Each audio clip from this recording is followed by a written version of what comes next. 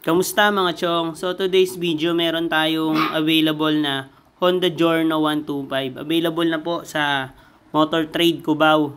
Makikita nyo po ito sa tapat ng Sea Oil at along EDSA lang po. Corner P. Tuason.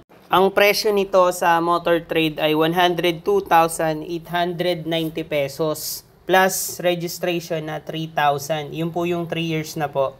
Then ang monthly niya sa loob ng 3 taon, o kayang monthly niya sa loob ng 3 taon ay 4,824 pesos. May down payment to na 11,000 pesos. Sa 2 years or 24 months, ang monthly niya ay 6,174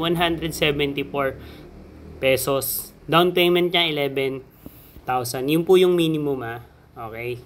And lastly, ang kanyang 1 year or 12 months ay 10,210 pesos.